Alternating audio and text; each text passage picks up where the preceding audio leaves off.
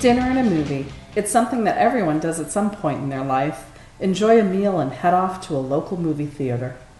We take this for granted. We assume all teenagers at some point in their lives, no matter how strict their parents are, will be able to go out with their friends, enjoy dinner together, and go see a movie. Unfortunately, not all can do this. Not every teenager is able to function independently. Although they may want to be independent, there are cognitive limitations that impede their ability to be a so-called normal teenager, even if they look completely normal. Although just as challenging, it's different for those with visible impairments. The general population understands that people in wheelchairs need a ramp access. The general population understands that people who are led by a seeing eye dog or a walking cane need a clear path. Yet here are pictures of what my students look like. They watch TV and play video games, just like other teenagers. They are influenced by commercials, just like other teenagers.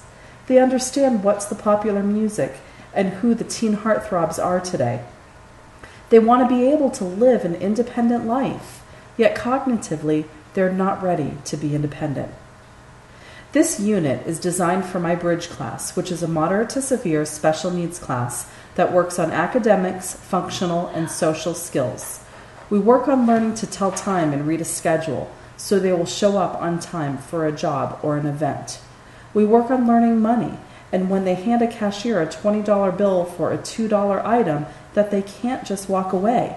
I teach that the cashier will hand them back $18.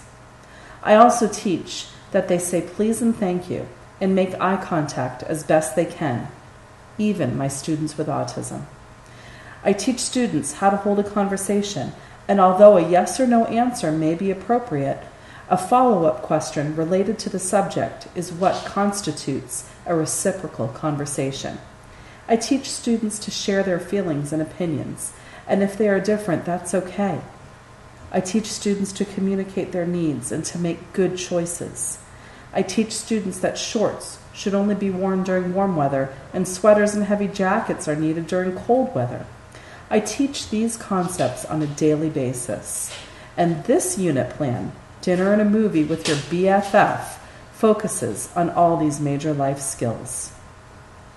In developing this unit plan, I used the state of California's CAPA standards along with the technology standards from ISTE. However, with special education students, there are these kind of important law-abiding items called IEP goals. So this unit plan takes into consideration IEP goals, which hopefully, if they were written correctly, were based on the California state standard, and technology should be infused, whether it be assistive technology or otherwise, and all should go together.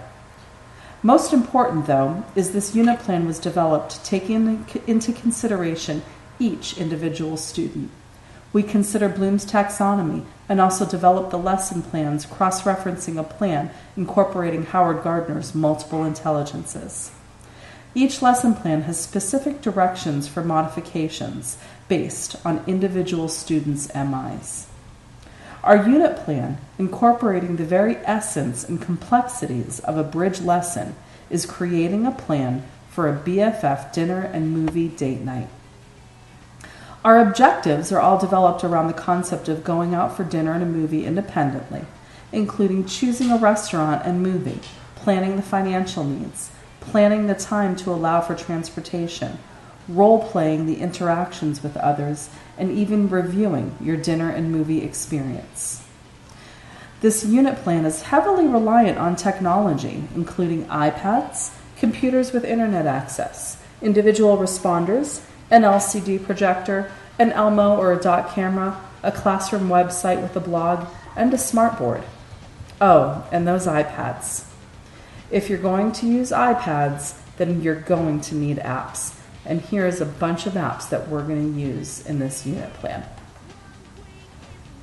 The unit consists of 20 lessons, including a brainstorming session, reviewing their school snack or lunch by writing or recording themselves on the iPad, researching movie and restaurant reviews, movie and restaurant choices, movie times and map skills, money skills including dollar over method, doing role play, recording themselves on the iPad, with a waitress, taxi driver, and a friend, and finally planning the overall evening, including creating an invitation and blogging about the experience.